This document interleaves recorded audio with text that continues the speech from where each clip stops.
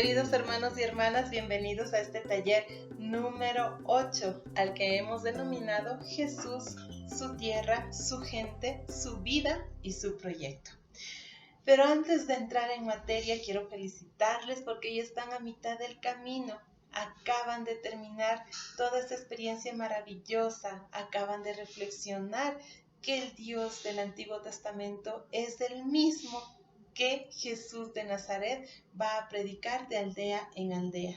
Es decir, que es el Dios de la misericordia, es el Dios que ama a todos, es el Dios que no está al servicio de una raza, sino al servicio del mundo entero. Esa experiencia nos va a ayudar para estudiar todos estos 27 libros que a continuación nosotros iremos viendo paulatinamente en cada taller. Ahora vamos a empezar por el centro de nuestra fe, por el centro de estos 27 libros. Este centro, sí, es Jesús de Nazaret. Y vamos a descubrir más a fondo. Muchas veces decimos nosotros, Jesús, ¿cómo? El hijo de María, el hijo del carpintero.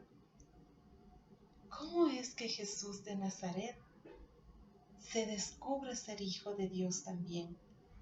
Y esta persona, Jesús de Nazaret, va transmitiendo este sentimiento de aldea en aldea, dejando todo y provocando más bien un amor muy grande en la gente que en aquel entonces era despreciada. Bueno, esto como una pastillita, lo vamos a ver despacio, suave. Así que les invito a que ya tomen su Biblia, tomen un cuadernito, también un esferito para poder ir anotando todas las cosas que vamos descubriendo. Nuestra fe, en nuestros dogmas, hay uno importante que nos dice, Jesús es hombre y es Dios.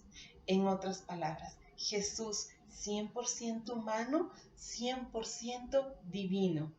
Igual en todo a nosotros, excepto en el pecado. Esta reflexión, este dogma de fe, lo vamos a descubrir suavemente. Sí, porque hay muchas personas que tenemos unas creencias un tanto desarraigadas de lo que es Jesús de Nazaret. Así que vamos a experimentarlo. Y para ello tenemos este tallercito número 8 y vamos a empezar por el tema número 1, que es la tierra de Jesús. Recordemos que tanto tú como yo y Jesús, desde esa parte humana, nacimos en una tierra y somos fruto de ella. Sí, Jesús de Nazaret nace en Palestina en el siglo I, cuando gobernaba el Imperio Romano. Jesús nace en una tierra hermosa, linda, que está dividida en 3 regiones importantes. La primera es Galilea, y ahí tiene muchas ciudades, pero para recordar ahora nosotros tenemos una importante que es la de Caná, Caná de Galilea, donde Jesús hizo su primer milagro según el Evangelio de Juan. ¿Cuál fue ese milagro? Convertir el agua en vino.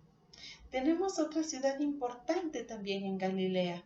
Tenemos la ciudad de Tiberíades, tenemos Séfora y muchas otras ciudades en las que Jesús de Nazaret pasó haciendo el bien.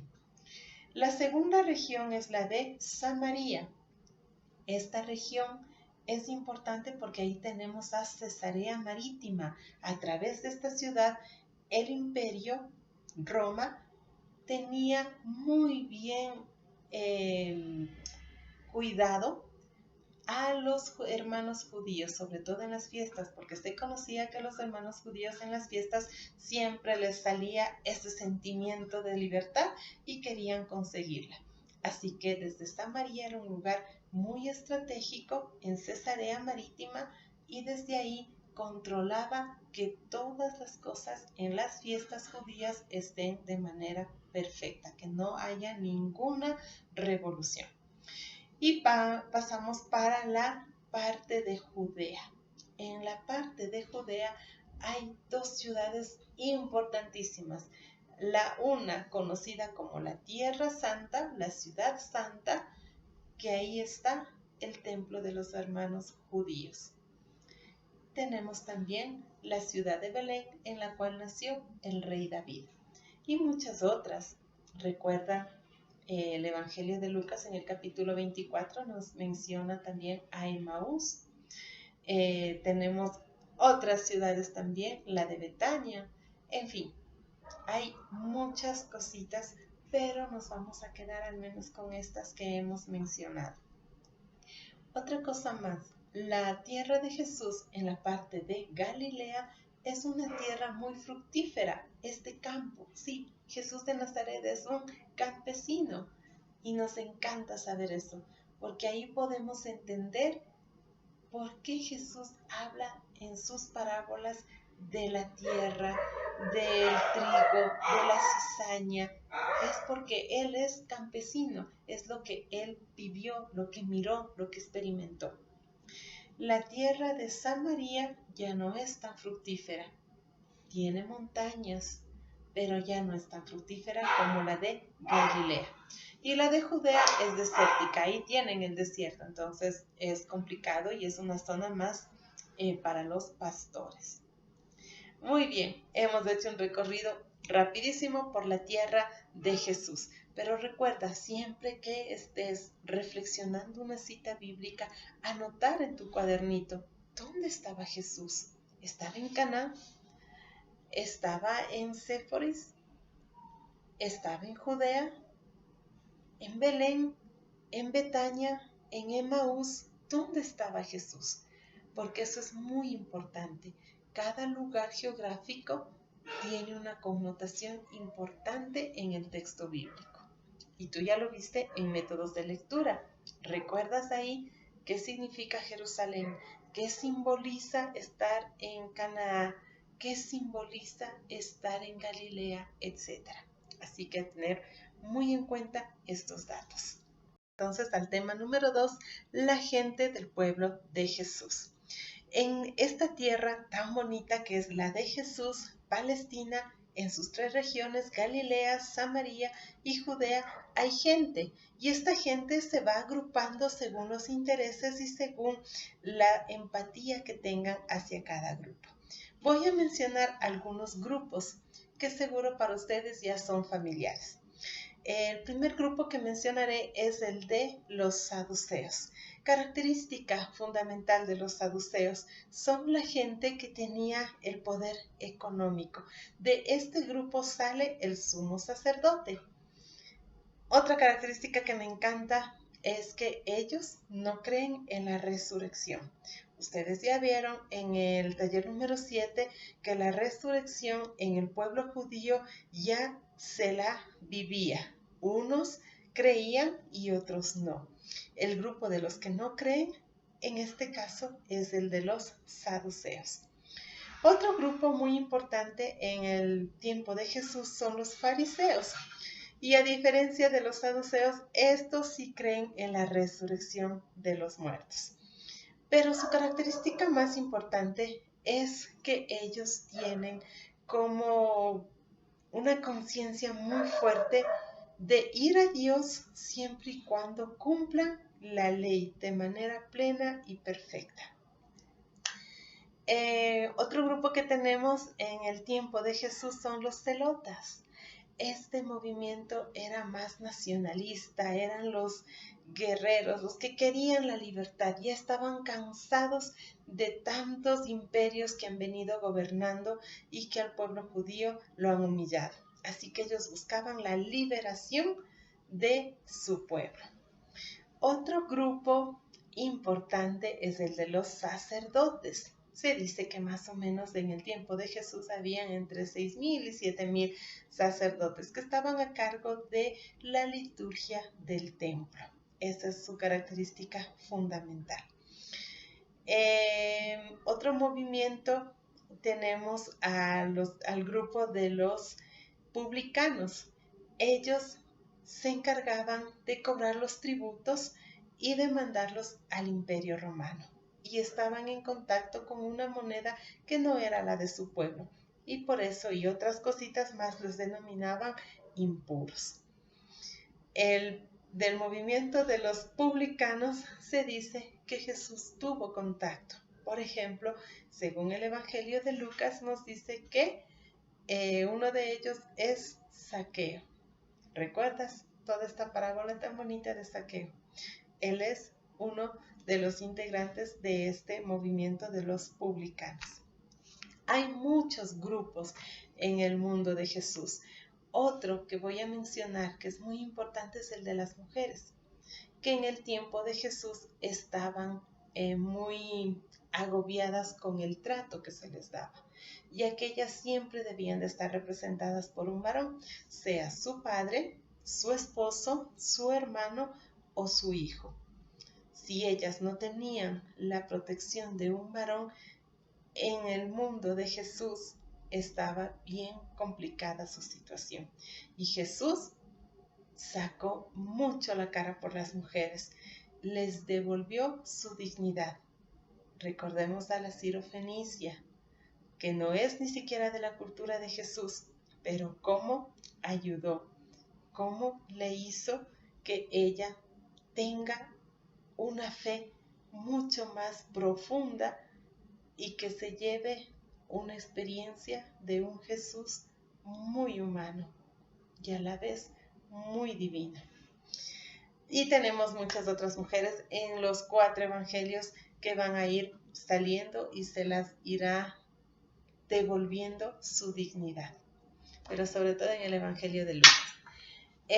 Tenemos otro grupo, otro movimiento, los pobres, aquellos que eran despreciados, eran etiquetados, según la mentalidad judía no servían, ellos debían haber cometido algún pecado y si no fueron ellos fueron sus padres y si no sus abuelos, etc. Por eso se mantenían pobres. Y en este grupo también estaban los enfermos, los tullidos, todos los que en ese momento eran considerados como pobres, desperdicio de la sociedad. Y a ellos fue a quienes Jesús les hará que tengan una experiencia del Dios de la gratuidad, no del de la retribución. No porque cumplas la ley yo te amo más, sino yo te amo porque eres mi criatura, porque eres mi sueño, porque eres imagen y semejanza. En fin, esto en cuanto a entender que en toda la tierra de Jesús hay gente y que esta gente se fue agrupando según sus intereses y según sus experiencias y empatías. Vamos entonces ahora al tercer tema. Este tema nos encanta, pero también nos saca muchas veces de nuestra zona de confort porque empezamos a experimentar a este Jesús 100% humano. Estamos en el tema 3 de nuestro folletito. Aquí vamos a analizar el perfil humano de nuestro Señor, de Jesús de Nazaret. El perfil humano, para eso vamos a estudiarlo desde 3 subtemas. El primer subtema es los datos de Jesús de Nazaret. Y para ello tenemos mucha información en los 4 testimonios. El Evangelio de Marcos, de Lucas, de Mateo y de Juan. Para esto te invito a que de manera gráfica tú realices como una cédula de Jesús. Sabemos que en el tiempo de Él no hay cédulas, pero ahí está nuestro ejercicio. Tratemos de ser muy creativos y armar una cédula con los datos que los mismos evangelios nos van arrojando. Vamos a empezar por el nombre. Este niño, que luego se convertirá en un hombre y será nuestro Rey de Reyes, se llama Jesús, que viene de la misma raíz de Yahvé, que significa salvar. Es decir, Jesús, su nombre significa Dios salva. Este niño tiene una familia, tiene papá José, mamá María, tíos. Desde el Evangelio de Lucas nos cuentan que Zacarías e Isabel, tiene primo, Juan. Tiene familia, al igual que tú, al igual que yo. ¿Ven? 100% humano. Vamos a el lugar donde nace. Según los evangelios de la infancia, Mateo y Lucas nos narran que Jesús nació en Belén. pero aplica géneros literarios, género del Midrash en especial. La ubicación religiosa, Jesús que fue sacerdote, fue a lo mejor esseño, fariseo, no, Jesús fue laico. También nos están proponiendo los evangelios como dato si Jesús estudió o no estudió. Pues Jesús estudió como todo niño de Galilea en la sinagoga, la tradición de su pueblo, las leyes de su pueblo, y junto con sus papás fue teniendo una experiencia magnífica del Dios de la misericordia. Pero si estudió de manera académica como Pablo, no, Jesús no estudió de esa manera, como nos dice Pablo. Pablo nos cuenta en sus cartas muy orgulloso que él estudió en o con Gamaliel, es decir, en las mejores universidades de aquel tiempo. Hay muchos otros datos. El año, por ejemplo, en el que nació Jesús, año 747 de la fundación de Roma. ¿Qué otro dato? La condición social de Jesús, ¿fue pobre, fue rico? Nosotros sabemos, fue pobre, pero hay que analizar bien también esta palabra de pobre en el contexto judío. Es de Nazaret, esta aldeíta es bastante bonita y curiosa porque en el Antiguo Testamento no se la menciona para nada, sino en el Nuevo Testamento, y sobre todo porque de ahí es Jesús de Nazaret, nuestro rey. Pasamos a la personalidad de Jesús de Nazaret, y aquí tenemos para reflexionar el por qué Jesús es fiel. ¿Fiel a qué? A Dios, a su Abba, al proyecto, al reinado.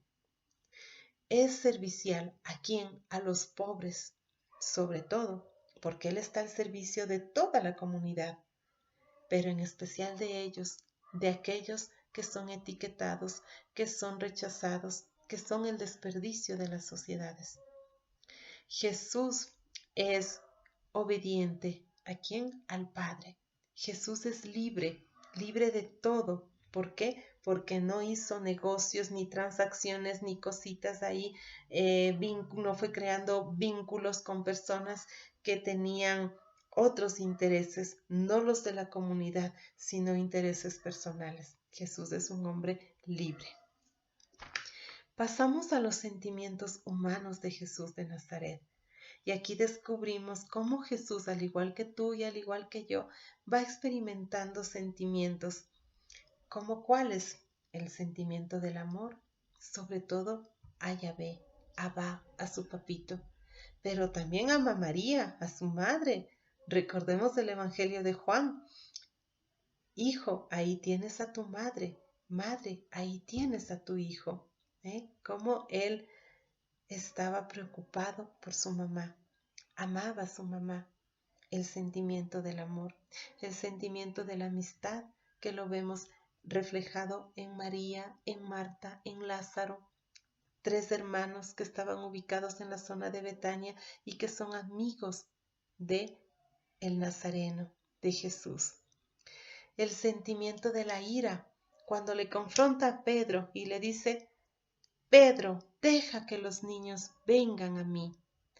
Pedro, atrás, Satanás, porque tus proyectos no son los proyectos de mi Padre.